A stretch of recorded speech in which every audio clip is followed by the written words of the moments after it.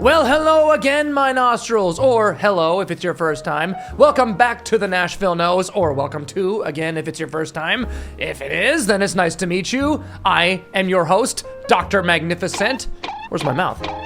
Oh, and it's time for another free-flowing, unscripted, unplanned, I'm just kind of threw the camera up and I'm just gonna talk about one particular fragrance today, Eau Sauvage Parfum by Dior. It's kind of barbershop-y, from what I've heard, but it's classified as a citrus aromatic. Not long ago, I did an individual review for Dior Homme Cologne, and Eau Sauvage Parfum is created by the same perfumer, Francois Dimache.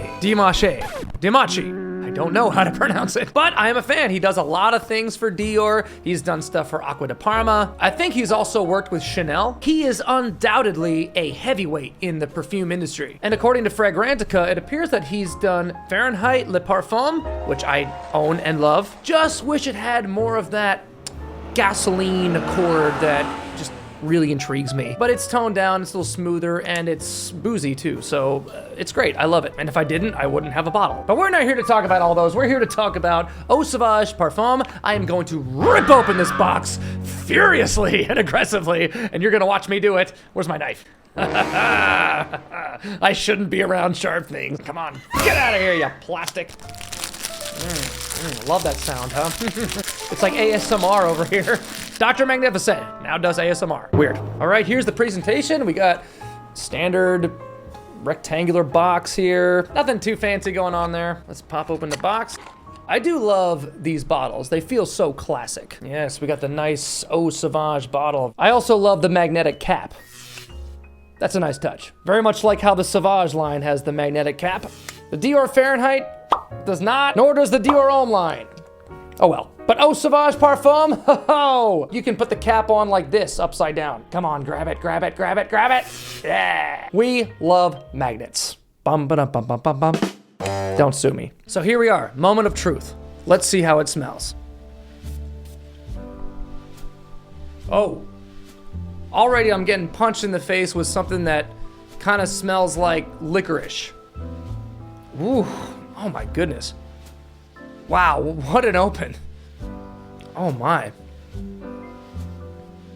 Okay, lovely.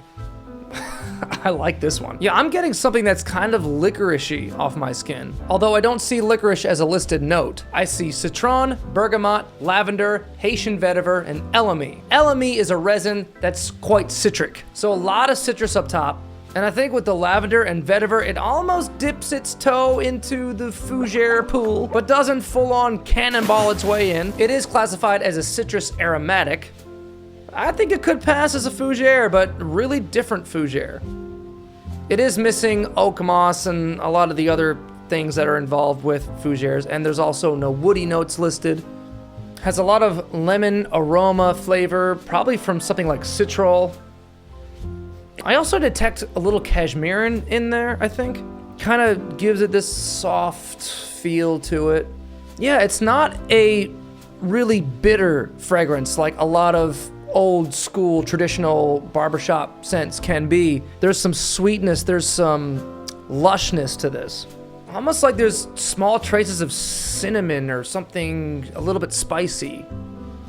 And all these things aren't listed, but I just kind of pick that up, especially as it settles and starts to open up on the skin. And this is a beautiful scent. And I'm really not surprised that it has a barbershop feel. I mean, when you look at the presentation, it kind of gives you that feeling like it could be like an aftershave bottle. It's very gentlemanly, but I'll be honest, it doesn't smell overly masculine. I mean, it is definitely more masculine leaning, but I think anyone could pull this off. It's just lovely. Especially if you like a little bit of a subtle licorice kind of scent. It's like absinthe almost, which I love the note of absinthe in fragrance. Creed Viking is a good example of fragrance using absinthe. Now I've smelled the original Eau Sauvage a few times when I've gone into Sephora or just when I'm at the mall and I see it. I always want to spray it and smell it and just give it a good chance, but that one never really spoke to me. That one is a lot closer to a fougere, in my opinion, especially with the addition of oak moss, basil, rosemary, lemon,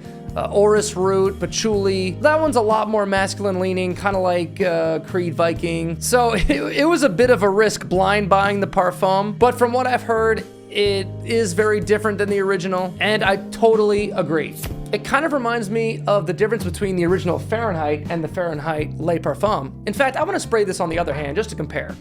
Oh, I do love this scent. Okay, I know earlier I was saying that it doesn't really have a lot of that petrol gasoline accord. A while back, I was staying at a friend's house and they had the original Fahrenheit, and I sprayed it just to test it on myself. And this, if memory serves, does retain a lot of that original Fahrenheit DNA. I didn't intend for this video to also be a review of Fahrenheit Le Parfum, but hell, I love it, and any chance I get to spray it and smell it, I'll take it. But again, it's less harsh, a little bit sweeter, a little more smooth and rounded. And when I compare Eau Sauvage Parfum, it's the same type of deal, I think, which makes sense. It's the same perfumer. Yeah, I really love the direction that this is going in. Let me step away for a little bit and test out the longevity, and I'll get right back to you.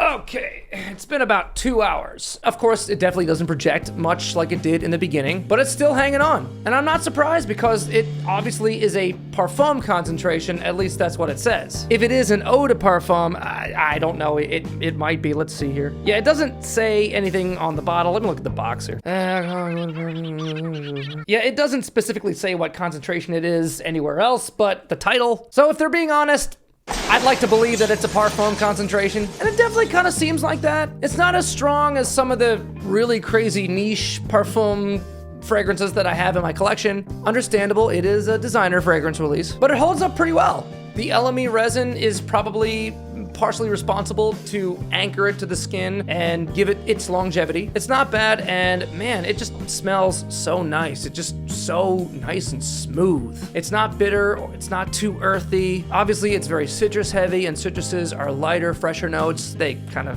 disappear quicker. Dior Eau Cologne is a prime example of that. Why not? Let's spray this one too. God, it's so nice though. It's like a delicious lemonade. Comparing the performance, seems like Fahrenheit Le Parfum performs a little bit better than Eau Sauvage Parfum, probably because it has more deeper resinous notes, just a little bit. But oh man, this is a hit. I highly recommend everyone try the Parfum. Even if you don't like the original Eau Sauvage, this is like a very modernized interpretation. And now I want to try some of the other Eau Sauvages, like the Eau Sauvage Extreme. There's also the leather one that I'm not even gonna try to pronounce. Fresher Cure. Man, I sound like an idiot. There's also an Eau Sauvage Cologne. Who knows, it may perform better than the Dior Eau Cologne. Probably not. But I think today I can fully back Eau Sauvage Parfum. I'm a fan of this one. I'll definitely give this one my stamp of approval. It's really hard to find this one in department stores or in Sephora or places like that. So you're probably best off just trying to find a sample somewhere. I blind bought it because I found it cheap and I figured, well, at least I could gift it to someone if I don't like it. But I do like it and I will be keeping it. Yep, if you can, give Dior's Eau Sauvage Parfum a chance. I think you're gonna like it. Well, that'll do it for today. I hope you enjoyed this full in-depth review of Eau Sauvage Parfum by Christian Dior. Please like, subscribe, ding the bell, the whole thing. I'd really appreciate it. And leave a comment below. I'd love to hear your thoughts on this fragrance or any other that you recommend that I try or give a full in-depth review on. I'll catch you on the next one. The doctor is out.